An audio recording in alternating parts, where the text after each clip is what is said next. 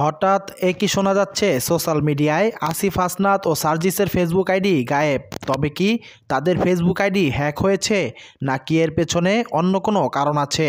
প্রিয় দর্শক, বিস্তারিত জানতে পারবেন এই ভিডিওতে, তাই সম্পূর্ণ ভিডিওটি না টেনে দেখতে থাকুন। সম্প্রতি যুব ও ক্রীড়া উপদেষ্টা আসিফ মাহমুদ, বৈষম্যবিরোধী ছাত্র আন্দোলনে আহ্বায়ক হাসনাত আবদুল্লাহ, জাতীয় নাগরিক কমিটির মুখ্য সংগঠক সার্জিস আলমের ফেসবুক আইডি খুঁজে পাওয়া যাচ্ছে না।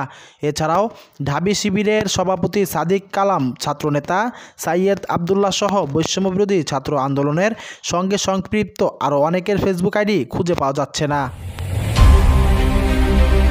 তবে বৈষম্যবিরোধী ছাত্র আন্দোলনের একজন সমন্বয়ক বলেন, তাদের কারো আইডি ডিজেবল বা নষ্ট হয়নি, আইডিগুলোতে কিছু সমস্যা হচ্ছিল, তাই তারা আইডি ডিঅ্যাক্টিভেট করে রেখেছেন।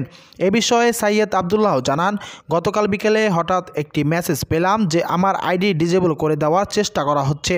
পরে আইডিতে গিয়ে সিকিউরিটি নিশ্চিত করে সেটি নিরাপত্তা নিশ্চিত করেছি, কিন্তু পরে দেখি আইডিটি সাসপেন্ড করে দেওয়া হয়েছে।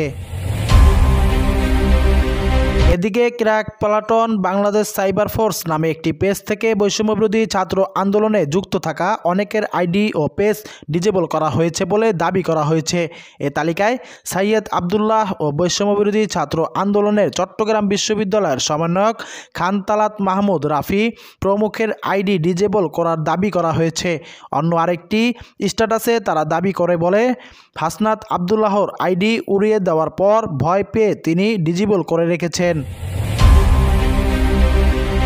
আওয়ামী লীগের সাইবার টিম এ ঘটনায় জড়িত আছে দাবি করে তিনি বলেন, আইডি সাসপেন্ড হওয়ার পর তাদের বিভিন্ন পেজ থেকে আমরা যারা আন্দোলনে ছিলাম তাদের টার্গেট করে এটা করা হয়েছে বলে জানতে পেরেছি। এজন্য আজও অনেকের আইডি সাসপেন্ড হয়েছে জানতে পেরেছি। ফেসবুকে রিপোর্ট করে আওয়ামী লীগের সংঘবদ্ধরা চক্র এটি করছে। এই ঘটনার পর বৈষম্যবিরোধী ছাত্র আন্দোলনের অনেক নেতা তাদের ফেসবুক আইডি ডিঅ্যাক্টিভেট করে রেখেছেন। বিষয়টি নিয়ে ঢাকা বিশ্ববিদ্যালয় শাখা ছাত্র শিবিরের সভাপতি সাদিক কায়েম তার একটি ফেসবুক পোস্টে লিখেছেন, বিশেষ নিরাপত্তা সংক্রান্ত কারণে আমরা আইডি ডিঅ্যাক্টিভেট করে রেখেছি।